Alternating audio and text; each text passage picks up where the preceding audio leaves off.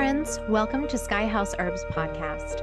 I'm Ashley Ellenvoss, a clinical herbalist, and in this space, I share my knowledge and experience with plant medicine to help you on your own journey of healing and transformation. Join me in exploring the ancient wisdom of plant spirit medicine and how it can be used to heal the body, mind, and spirit. We'll talk to experts in the field and share stories from people who've been transformed by powerful plant allies. New episodes are released each Monday, so please subscribe. And now, let's explore this mystical world of plant medicine together. So welcome in, everyone. I love seeing people writing in the chat box. Geraldine is joining us from Rathlin Island in Ireland. Jody from Ireland as well. Hi, both of you.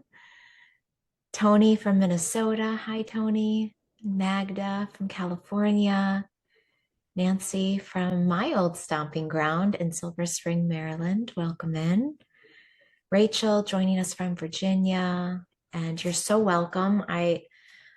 I'm so grateful that there are other people that are interested in this co-regulatory space. And I think it's important that we don't underestimate the power of connecting online. You know, I think sometimes for us, joining in physical presence is wonderful. And sometimes it's too much, especially if we're feeling a little fragile and depleted. Sometimes just getting out of the house can be exhausting. And then being around a lot of like literal energy can be a lot. And sometimes these online spaces are just a little bit easier to navigate. We can turn off our cameras. We can, we don't have to leave the comfort of our home and the security of our home, which for many of us right now is such a blessing to have a warm home where we can settle into. Hello, Milana from Serbia. Welcome in. Hello, Maria from California. Celia from New York City. Oh, I love this. Yeah. And to me, just seeing how diverse our gathering, like where people are joining from, to me is testament of, our need to feel connected, our need to know what's going on, not only in our own neck of the wood, but what's going on globally. You know, how is everyone doing out there? And I think that's what I loved so much about our first gathering last Friday was the check-in of just seeing how people from all over the world, this global community, how is everyone doing and what is everyone doing to stay regulated? And it's a gift. It's a gift to join, to gather, and to learn from each other and to see how much we have in common, you know, what it is that we have that we're sharing so that we don't have to feel alone in carrying that. I want to give you a little bit of an overview of what we'll be doing in today's hour in our Gentle Friday gathering.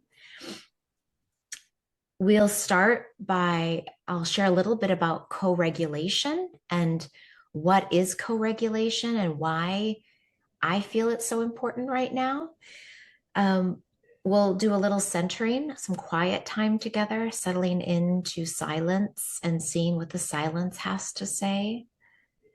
Then we'll do our community check-in where everyone will get to share in the chat box how they're feeling and what's showing up for them personally. And I think that's a powerful part of co-regulation. After that, I will do a reading from a book that I find a lot of comfort in called Consolations by David White. And today's reading is on robustness.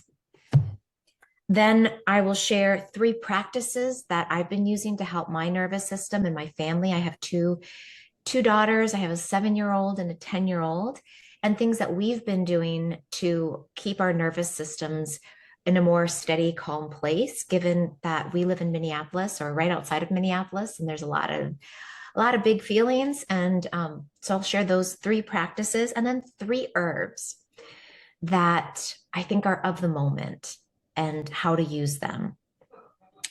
Then we'll open it up to community sharing, more community hive mind of what are the things you're doing to support yourselves. What herbs are you finding support and what foods are like really hitting the spot. And I think by bringing that into the space, a lot of us will get sparked with ideas. And then after that, I'm going to do a plant spirit pull from one of my favorite tarot decks and see what, from the divinatory model of healing, what plant spirit wants to maybe come in and share its own medicine with us. And then we'll close. And if we have time, I'll do a reading from Mary Oliver, who is one of my, just like a hero. She's like one of those humans that I think embody all the things that I love so dearly. So if we have time, I'll close with a reading from her. And then that will close it for this week. And my intention is to do this every Friday for the next, I have 4 of them scheduled. And if we need it beyond, we'll just keep going. But to me, 4 felt like a good starting place just to see how this container builds. And I'm very open for it to change forms. But I think for now, I wanted to create a solid container and then adapt it as needed. Okay. So that's what we're doing. There will be dogs barking. That's Hilda. She is my lovely 3-year-old guard dog, and she's doing her job. There's something out there, probably a bunny or a squirrel. So you might hear her bark. There might be children coming in with their PJs on and their hair all a mess for needing snuggles. So that's our lives. That's what we do. Is we welcome it all in. And we control what we must, and then we let the rest just be messy because it's kind of fun. It's kind of fun to live a messy life. All right. So let's take a few breaths together before I start talking about co-regulation. All right. Jody, I love your setup there. Look at that. Beautiful. Yeah, it's awesome.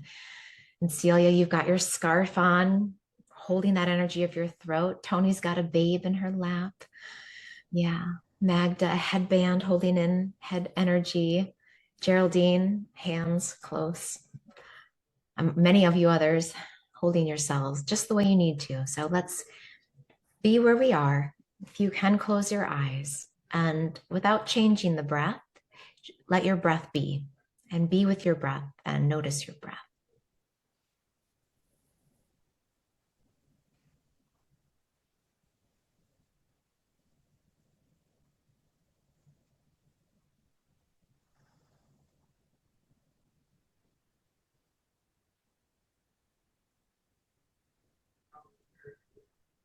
And one thing that's so neat about the breath and noticing it is there's, for whatever reason, when we start to notice the breath, it gets longer, it gets deeper.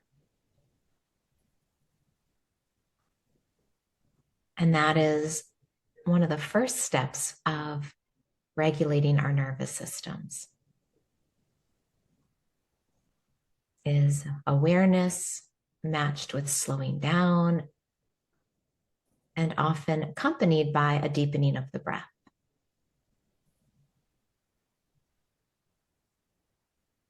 So let's take a deep breath in through the nose. Exhale it out through the mouth. Blink your eyes open, stretch your arms, your body as you need to. All right, good. So let's talk about co-regulation and why it works. Co-regulation is part of the polyvagal theory. And this is not a new thing. People have been studying this in mammals across different species, of how we seek out community and regulation with other beings to help our nervous systems come to a place of calm. And children do this they do this so organically. They'll come to their mom when they're feeling overwhelmed, afraid. They'll come to mama's lap. And the truth is that we never get so old that we don't need mama's lap in some form. And so the definition that I'm going to read, the definition of co-regulation. It's the mutual, often involuntary regulation of the nervous system between individuals through proximity, social interaction, fostering safety, bonding, and emotional balance through aligning heart rates, breathing, and emotional states as a reset. So that's what we're going to do every Friday is we're going to come together and by proximity through shared emotional states by aligning our heart rates and our breaths to be a little bit calmer, a little bit lower through this social interaction between willing individuals, we're going to reset ourselves. And that way we can move into the rest of our day and into the weekend, feeling a sense of being together, co-regulated, and resetting ourselves for whatever is to come. So that is the intention, and that is what I am committed to doing. And I want to just say from Minneapolis and the Minneapolis community is that we're all finding ways, and I'm so honored to be a Minnesotan right now. We're all finding ways to participate. And people around the world right now are finding ways to participate in what is good. And some of us are taking to the streets with signs. Some of us are offering healing and healing containers and medicines and therapy. Some of us are writing to our legislature and Congress and taking more political action. And some of us are staying home and doing the small bits of being anchors in our own nervous systems in our communities. Some people are gathering groceries and delivering them to people who can't leave their homes in Minneapolis. And I know this isn't true just for Minneapolis in this moment, that this is there's global shifts happening. And if you would listen to my husband's YouTube channel and the astrology, it's like, this is global. This is not local necessarily. And it's beautiful. It's beautiful to watch how people are coming together and finding ways of participating. And I'm grateful that you all have found this space so that we can do this work and get clearer about kind of what it is we're here to do. So let's do our little community check-in. And if you need to take a few moments to go back into that space of quiet, to close your eyes, you're welcome to do that. But I'd love to hear from you all, maybe 3 words of how are you right now? Like what describes what you're holding, what you're witnessing, what you're bearing right now? And by sharing this from a very honest, deep, vulnerable place in the chat, we're going to start to see each other and start to see kind of how we're holding different things. And you can hold fear right now. You can hold joy right now. There's no right or wrong, and there's no judgment. So let's take a minute and enter into the chat and share. Let's share. How are we feeling?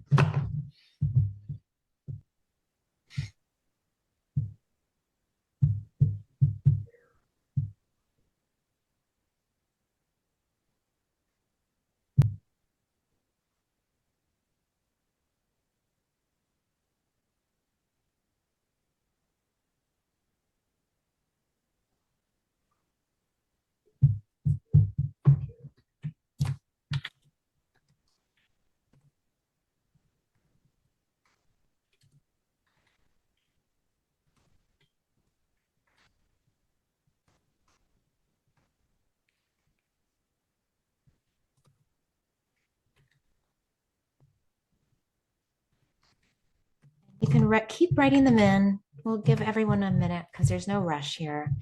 And then I'm going to read through. I'll read through everything.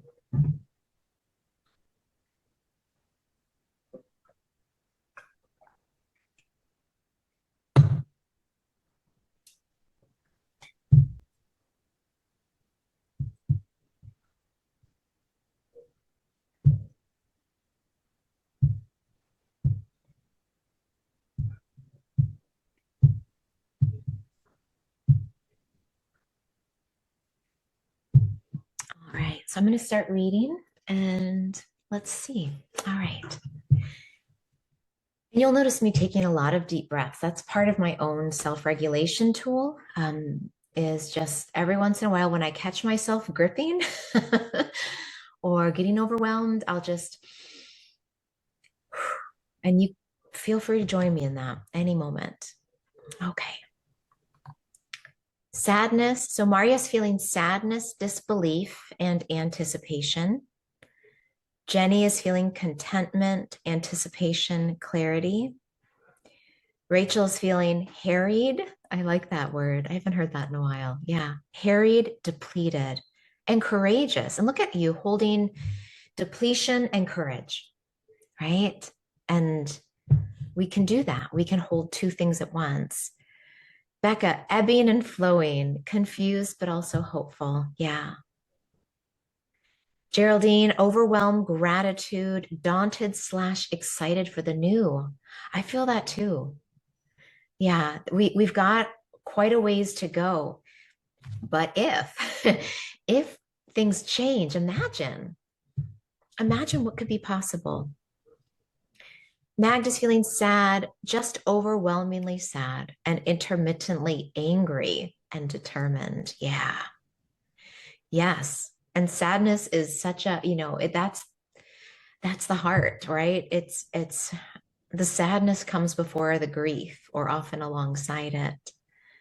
Yeah. And then the anger too. Like how? How is this where we are humans? Yeah. My sharing is raw, open, and aligned. And I think raw has been something I've been feeling a lot lately. Like my nervous system just so yeah, just there's just so much coming in, so much to process. And I'm having to take a lot of breaks, more breaks than usual in my daily life. Caroline is feeling tightness in her body, tired and worried. Yeah. Tightness. I mean, that's our protection response, right? Like when we feel under threat or we feel afraid, our body naturally tightens up in protection. And so when we notice that, we can say, okay, I am tight, right? And we don't have to, the thing is, I think we're in such a fix it culture where we feel like if something's wrong, that, and I'm talking about our bodies right now, in our bodies, we feel like if something's wrong, we have to fix it right away. But I don't think that is how our ancestors held feelings. I think our ancestors had a little bit more grace and space. There wasn't such a rush to have to get through things as we often feel in today's world. And so when we feel something like tightness, to me, I've been trying to invite my students into curiosity. Like, what happens if we sit with tightness and ask it some questions? What if we allow tightness to tell us a story? What if we allow tightness to fully express herself? Like, what if we just go into tightness rather than away from it? What would happen? What if we faced the sadness, like full on? What if we just let ourselves roll on the floor in a puddle of tears and snot? Like, what if? And I think that there's a lot of medicine in that, moving into these feelings rather than trying to fix or move away. So I'm just going to add that into the bucket. And then I'm going to breathe. Okay. Celia's feeling sadness, remembering, cultivating peace. Yeah, I want to hear more about that when we get to our community share. I want to know how are you cultivating peace? Because there's so many ways. And I wonder if remembering is part of that. I'm curious. So yeah, let's come back to that, Celia. Jody is feeling confused, anxious, and blessed. Yeah. Yeah, the blessing can be there. And the gratitude. Isn't it funny how we can feel grateful even in the midst of just like all of the other things? Nancy is feeling overwhelmed, frustration, and attempting to balance global information with personal mental health. Yes, that is a big one. That is a big one. How do we take in information and process in it at the same time, like hold enough space for our own small overwhelms? And yeah, it's a question. And I think one thing that has been a practice for me that I've seen other people doing, that I'm like, I'm gonna, it's like from that moment in Harry Met Sally. Do you remember when she's having the pie? And she's, I think it was somebody who was like, I'll have what she's having. That's kind of what I've been doing, is I'm like looking around and I'm like, okay, how are my teachers? How are other people holding all of this?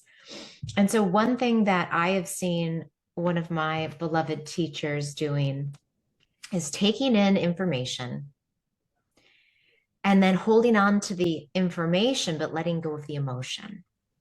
Like, I want to know what's going on, but I don't want to hold on to my anger and rage and sadness. Like, so yeah. And one way that I've been doing that with my family is vocal toning. And we did that last night. Last night we all, sometimes we just need a family sleepover. I don't know if you all do that.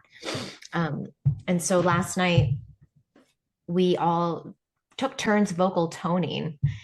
And so yeah, so one person goes, ah, wee, or whatever sounds come out, and then everyone else joins in.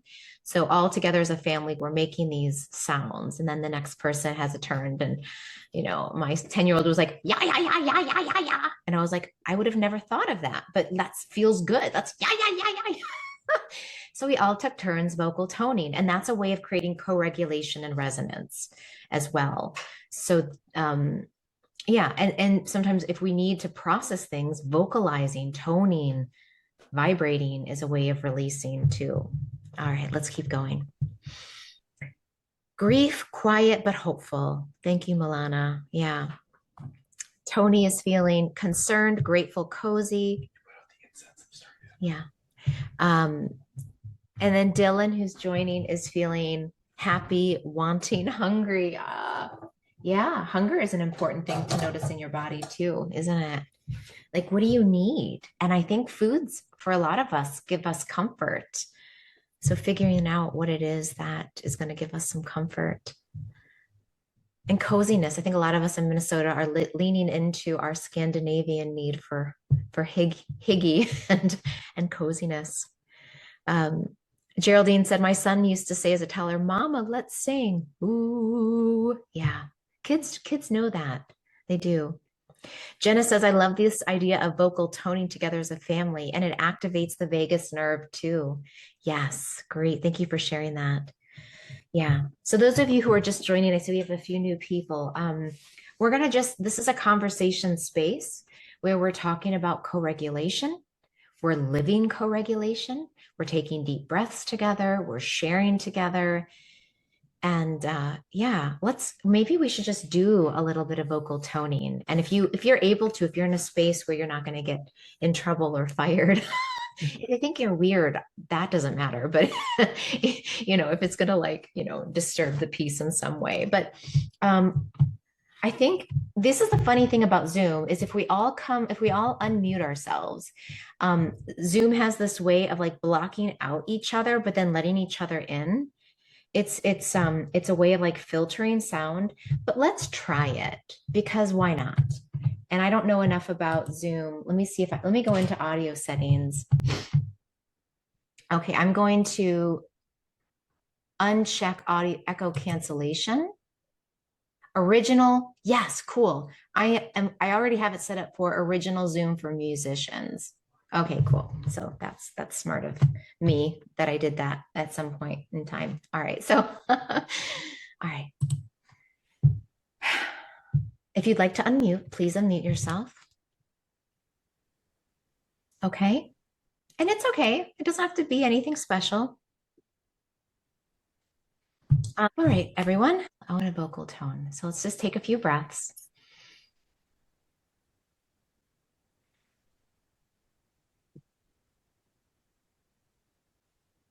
So I'll start it off.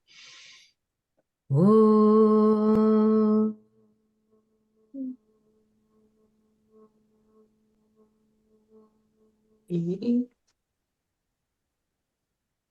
Let's see. Celia, can you tone? Oh, I couldn't hear you after the first bit. Oh, it went out. Okay. It shut off. It might not allow me to do this. Well, I heard you. you heard me okay? All right. Yeah. So let's just try it. And if it doesn't work, then that's okay. Okay. So let's just do a few other sounds and then we'll go. All right. Ah.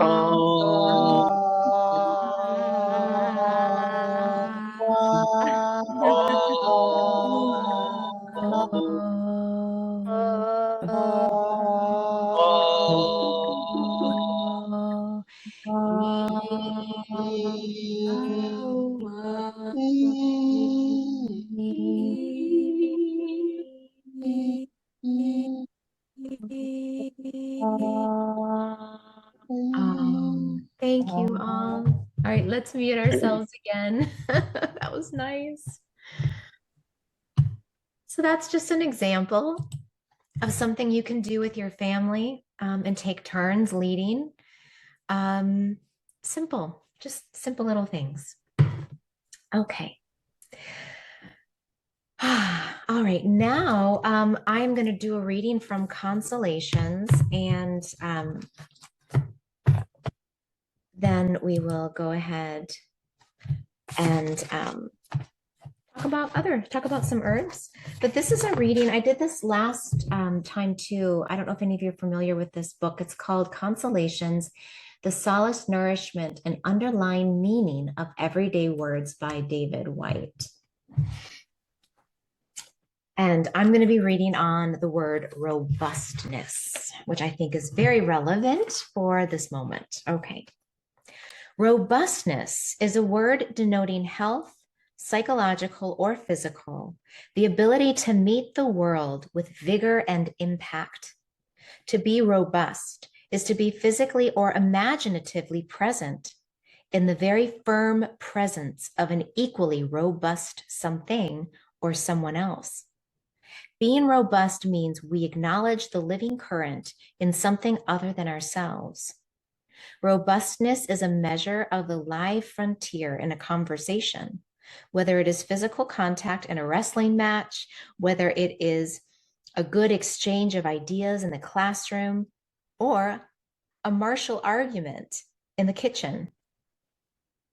Without robustness, all people become defined by their fragility, wither, and begin to die. To be robust is to attempt something and risk something beyond the perimeter of our own constituted identity, to get beyond our own thoughts or the edge of our own selfishness. Robustness and vulnerability belong together. To be robust is to show a willingness to take collateral damage, to put up with temporary pain, noise, chaos, or our systems being temporarily undone. Robustness means that we can veer off either side of the line while keeping a firm, ongoing intent. Robustness is the essence of parenting of both children and ideas. A robust response always entertains the possibility of humiliation. It is also a kind of faith, a sense that we will somehow survive the impact of a vigorous meeting, though not perhaps in the manner to which we are accustomed. A lack of robustness denotes ill health, psychological or physical. It can feed on itself. The less contact we have with anything other than our own body, our own rhythm, or way we have arranged our life, the more afraid we can become of the frontier where actual noise, meeting, and changes occur. To come out and meet the world again is to heal from isolation, from grief, from illness, from the powers and traumas that first robbed us from the feeling and of a sense of presence in the world. To be robust again is to leave the excuses we have made, not to risk ourselves, and to find ourselves alive once more in the encounter. Robustness, almost as a contradiction, demands we find a calm center in the midst of tumult. The quiet is what enables us to be cheerful in noise, equitable in the face of injustice, or calm in the face of attack. We also find this quiet center, the deeper foundations of physical presence, the wide field that allows a wide, multi-contextual conversation view of reality, where our experience approximates that of a large, loving, happy, chaotic family, full of cheerful arguments, scrapes, high spirits, slam doors, all sustained within the need for times of peace and quiet before we rejoin the fray. When our physical presence does fray, another form of internal presence must be found, another robustness to take us through. Robustness is not an option in most human lives. To choose its opposite is to become invisible.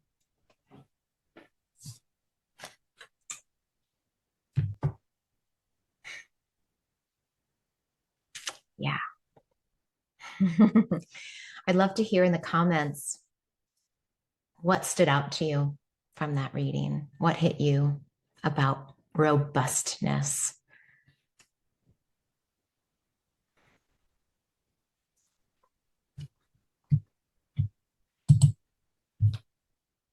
Nancy says, I love that robustness requires a calm center. Mm-hmm. Yeah. And that it requires us to go out of ourselves into chaos and, like going out into it allows us to build the resilience and build the robustness. Jenna says that it goes alongside vulnerability. Yeah. Jenny says, one of my favorite words, go big or go home. Yeah. And Geraldine says, and to resist it equals silence. Yeah, it is an expression of health and vitality. Yes, psychological health and physical health, isn't it? Yeah. And I think, if some of us do really well with having an anchor word that we either use as a mantra or just something that we remind ourselves of, And I feel like the word robustness is something that might be a nice one for just this week. How do I stay robust?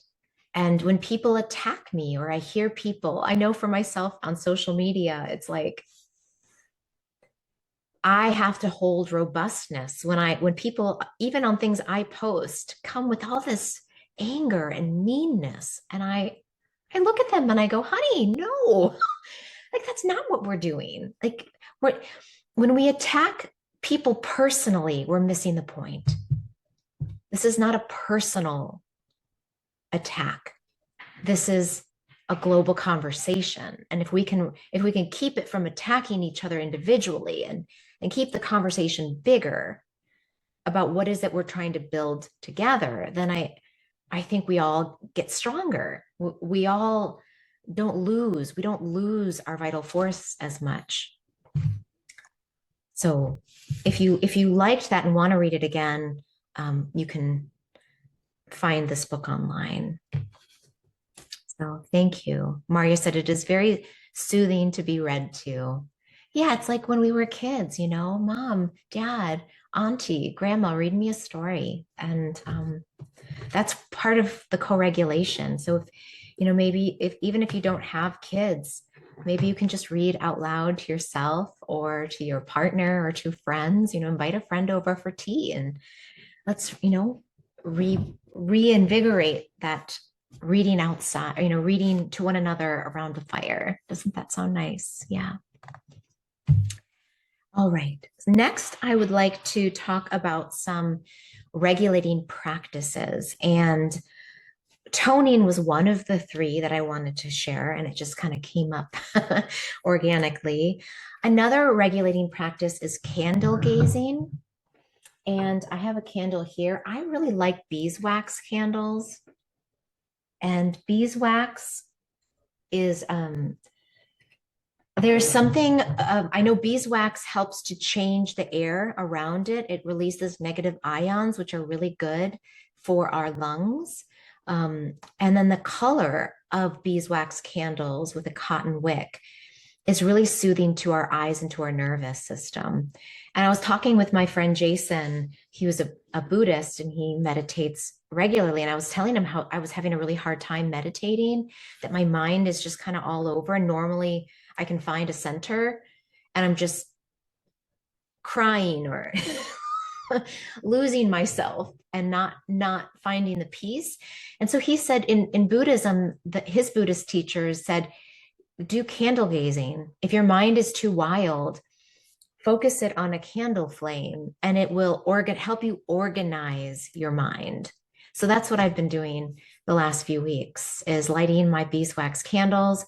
And for 5 minutes every morning while it's still dark out, just that's all I can do, is I can take my gaze to that flame and let my mind organize itself. And I forget what else he said from the Buddhist tradition. If anyone wants to add in the comment section about the act of tratak, I know it's called in Ayurveda, or candle gazing, but there's something about that is supposed to be very healing also for the mind. Yeah, trataka. Thank you, Maria. So that is one practice we can all do. And even if we don't have beeswax candles, any candlelight is better than none. And then the third one is body oiling. And body oiling is something that comes from the Ayurvedic tradition in India, and it's a way of protecting our nervous system. And I mentioned the feeling of being raw is something that I've been embodying and noticing, and covering my body with oils every day is a way to not only keep my skin hydrated in these cold Minnesota winters, but it's also a practice of protecting the nervous system. That when we put a coating of oil, especially herbal infused oils that are kind of medicated and suited for our own individual bodies, but it doesn't have to be herbal oils, but covering our body in an oil protects our nervous system, it helps us hold in moisture, and it calms and soothes vata, or the airs, the airiness, the spaciness in our nervous system. So you can think about that as well. And then I want to hear from you all. What are practices that you're doing that are helping you keep your nervous system calm? And we'll talk about herbs later. That'll be next. But I just would love to hear from the community hive mind what it is you're doing, how you are, how are you staying regulated?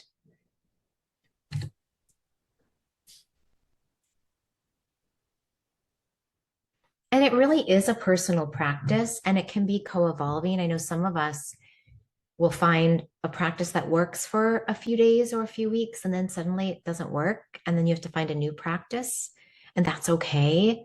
Different moments call for different types of engagement.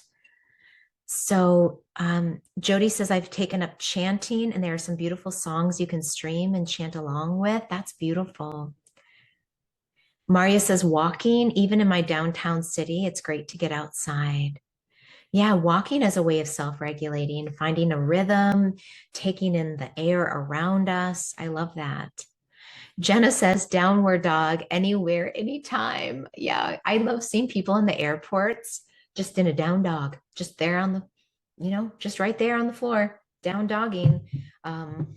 Downward facing dog is such a nice way of getting a gentle inversion, bringing blood flow back to the head, stretching the back body, which is very good for opening up and calming the nervous system. Back bends are more invigorating. Forward bends are more calming.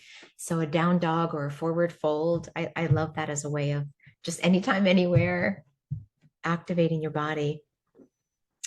Celia says, going for walks, qigong, tai chi, slowing down. Becca says, taking showers after work in candlelight and sweeping my hands from crown to feet, letting whatever is not mine shed and go down the drain. Oh, that's beautiful. Yeah, water is such a healing, cleansing element, isn't it? And so I love that you're doing that, Becca. Also, walking in sunlight with my dog every day. Yeah. Dogs are like medicine too. They're such peacekeepers and nervous system regulators. If I could, I would take my 100-pound Mastiff with me as an emotional support dog, but she's a little too big and not a little too wily for that. But yeah, that's great that you're doing that.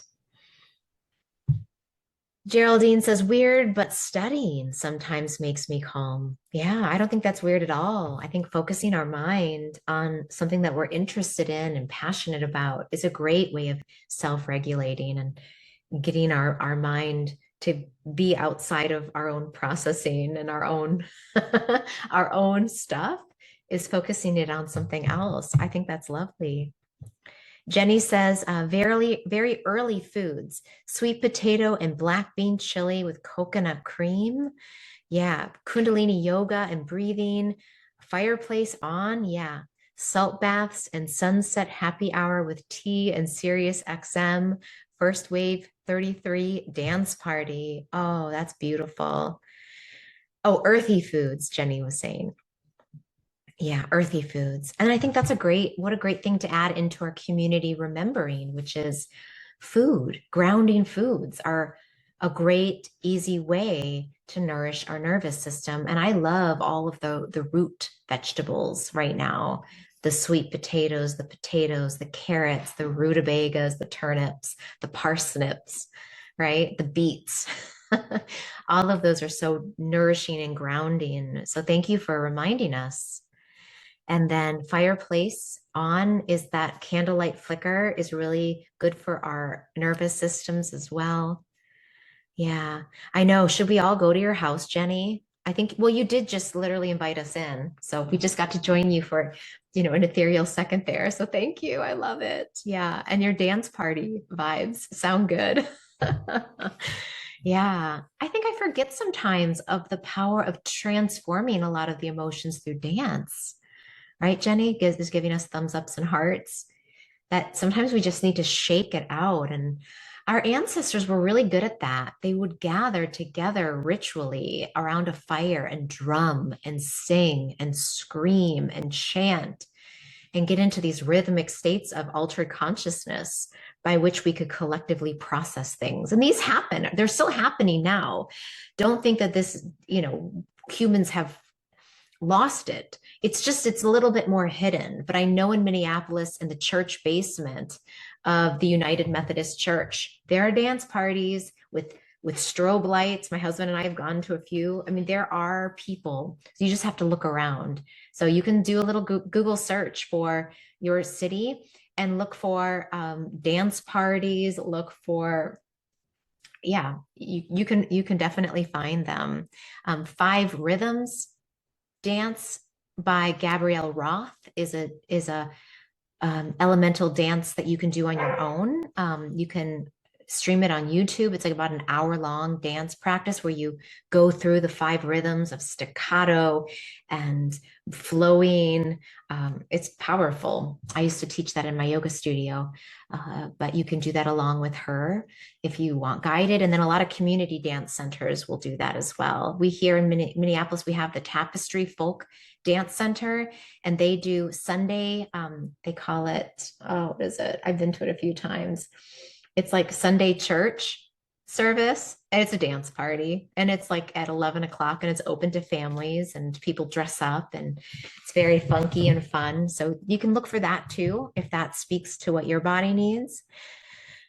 Caroline has been wrapping in cozy blankets, warming foods. Milana is smudging. Yeah, clearing the space with smoke. Candlelight, having flowers around. Moving is solace too, driving to music you love. Oh, that's lovely. Yeah. And I was going to say, you reminded me of something, smudging. Oh my gosh, our time is getting close, but I'll just say this and then we'll go to the herbs and the card. But letting your house burp, house burping, which is like very common in Germany and in Europe, which is opening all your windows every day, no matter what the weather, and letting your whole house breathe and then closing it. And my mom was in Sicily recently, and she said all of the, in Sicily, they still do that. Every morning, the nonas open the windows for 15 minutes even when it's cold, and then they close the windows. So it's just it's part of their house care practice because we have all sorts of things that let off smells. And anyway, that could be something maybe that we incorporate, is to let the whole house take a deep breath, reset, and then close the windows. Yeah, a house burp. All right. Let's talk about 3 plants. The first one I have is motherwort. And I was talking with my friend Lise Wolf, who's a Minneapolis herbalist. She's actually doing some really good work now, and I'll share some information of her work on my Instagram and Facebook. But she is actually going to houses of people who are protesting and people, immigrants, both legal and people who are sheltering out of fear of ICE. But she's going to houses to provide herbal care. And one of the herbs she said she's using a lot of right now is motherwort. And this is motherwort that I made from my garden. I don't know, you probably can't see. I drew a little picture of it because I like to bring the art into my little labels. But motherwort is for heart palpitations, when your heart's skipping a beat, when your heart feels tight. It's a cardiac tonic. Its Latin name is cardiaca, is Leonoris cardiaca. So for those of you who are feeling courage or needing courage, motherwort is the lion-hearted mother. And I would recommend starting with drop doses. I think at this time, drop dose medicine is very effective because it gives the body a gentle nudge without pushing. And most of our systems don't need a push, they need support. So if you can find a motherwort tincture, take 3 drops on your tongue throughout the day. It will settle the heart rate. It will fortify the heart, give robustness, if we can use that word again, to the heart. And it's a nervine, and it's native. It's native to Europe, and it's native to North America. So that's one medicine. Another one is passionflower, and this is a tincture that I made several years ago. It's a vine. It's very airy. And so if your mind is like a vine working itself around, and then it wraps around and it holds onto this thing and it wraps around onto this thing, before you know it, your hands are full of things and you don't know how to set them down, passionflower can help. It will unravel the grip. It'll relax your grip on things. And especially if you do that right before you go to sleep, it'll help your mind let go of things it's holding too tightly so you can rest. Just 3 drops as needed. Wonderful medicine. And then the last medicine is not an herb, but it's an element, and it's sea salt. And for those of you who are feeling really dry right now, if you've been crying a lot, when you lose salt through tears, replenishing your salt reserves might be a really nice thing. And so what I like to use is either gray sea salt, which is very moistening, helps your body hold more moisture, or this is the end of my red sea salt from Hawaii. If you're low in iron and anemic, the red sea salt is really good. But if you're just kind of dried out and emotionally dried out, the gray is really nice. And just add a pinch to your water, nothing fancy, and just drink that. And that is good medicine for the moment too. Any other herbs that people want to add into the chat box before we pull a card for today? Or any other practices that we want to add into the our hive mind? Rachel says, I love motherwort. It's become a part of my devotional practice to the goddess Circe. Oh, lovely. Maria says, oat straw and rose petals. Oh, those are beautiful. Yeah. Oat straw is so nourishing for the nervous system, and rose is such a nice heart tonic. Becca says, drop doses of yarrow for boundaries, which are being tested, especially right now. Yeah. Geraldine's going to borage to help me be brave. Jenna's keeping smoky quartz and black tourmaline around, cleaning them. Yeah, smoky quartz, I sleep with this. I actually have been, I think I mentioned this in the last group, but I sleep with it in my hand all night. I just sleep, I hold it, and then in the morning I cleanse it I put it inside of one of my large singing bowls and I just dong it. I hold it in, I go dong, and then I turn the crystal around and then I lift it straight up as it's finishing its sound. I move it out of the field of vibration and then I can tell it feels very different. So that's one cleansing practice you can do. Nancy says, my acupuncturist recommends stomping and marching, big movements for anger and frustration. It feels great. Yeah, maybe before bed, we could do a family march around the house and smudge. And I've got my hand drum, do a little, I love that. Yeah. I think we have to let ourselves be a little wild. I was talking with Lise, my friend, my herbalist friend, and she goes, I feel wild inside. And I was like, yeah.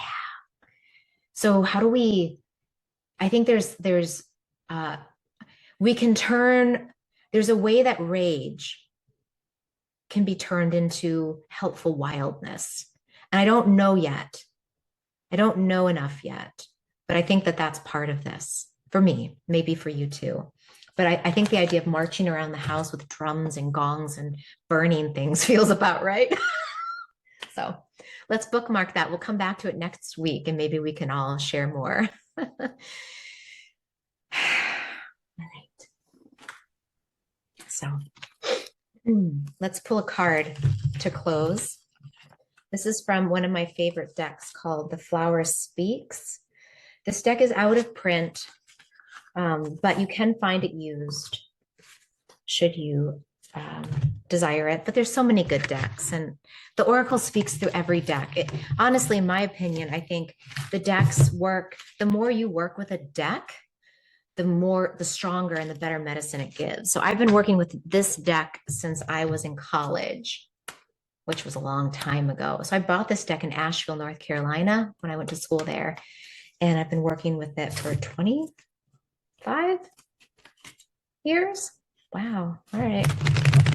Let's rouse the deck. Let's see what plant spirit. So here's what I'd like to do. My friend Daljeet, who is a amazing tarot reader, said you just shuffle and you ask it 10 times. You ask the question 10 times out loud. So what plant spirit will help the community that is listening to this right now? What is the plant spirit that will speak and help the community that is listening right now? What is the plant spirit that will speak and help the community that's here right now?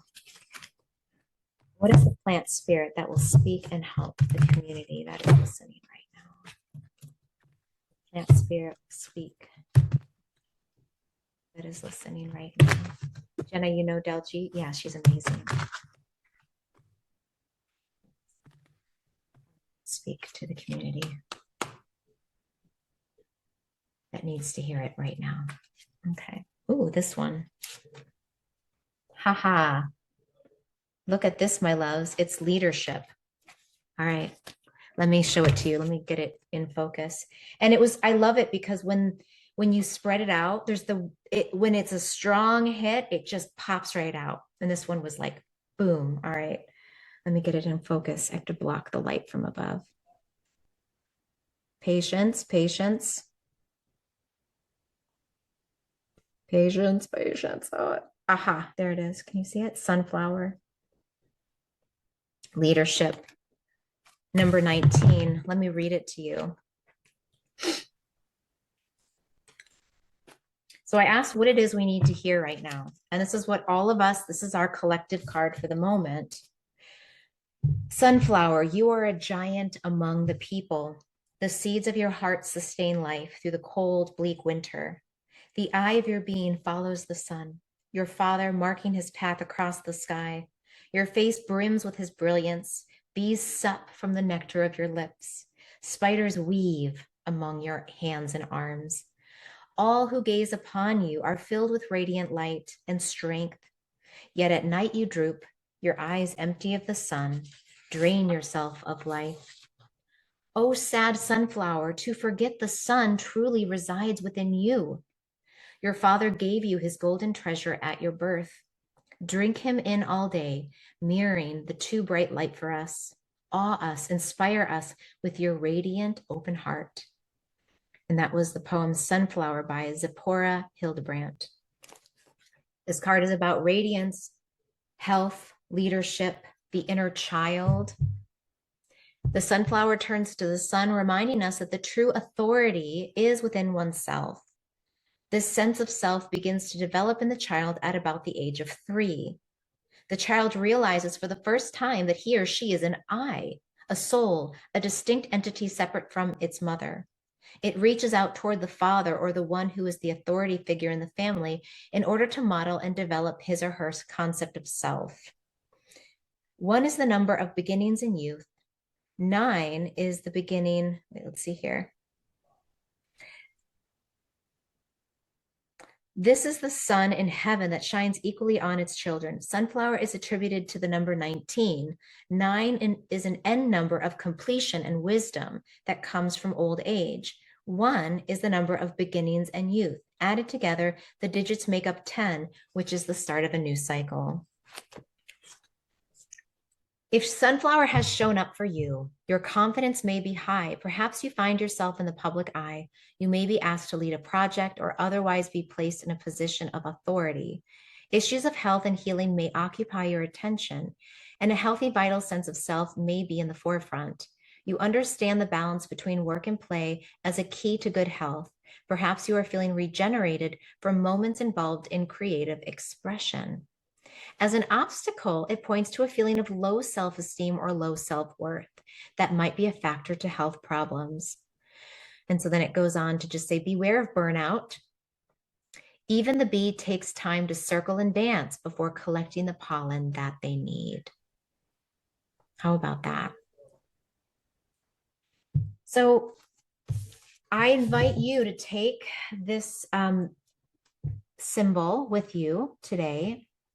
It's interesting because you know what oil I use every day as part of my body oiling practice? Sunflower seed oil. So you can do that too. Just cover yourself in sunflower seed oil, eat sunflower seeds. For those of you who have access to sunflowers this time of year, maybe that's something that you bring into your home. But I love this idea of the closing of a cycle and the beginning of a new one, and that at the helm is leadership and self-leadership. How do we govern ourselves? And then how do we offer that outward? So that brings us to a close, my loves.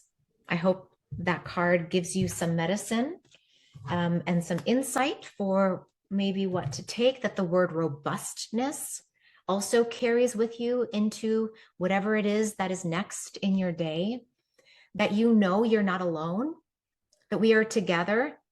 There's 16 of us here, but it is not just 16 of us. It is so many more that are here in spirit doing this work and co-regulating, staying calm in the face of chaos, remembering our center when there is meanness, right? So I am feeling this with you from Minnesota, from the heart of the homeland of the United States. You know, Minneapolis is kind of at the heart of our country, and our heart is working hard. Our heart is beating and pumping and working. So have no fear. Minneapolis is rising to do what needs to be done. And I hope you can take that inspiration and bring it to where you are as well. Let's take a deep breath in. A full breath out. Take what you need, leave the rest. I hope you'll join me next week and the weeks to come in these spaces of gentleness. So thank you. Lovely weekend to you all as well. Mwah, mwah, mwah, mwah. Bye, everyone.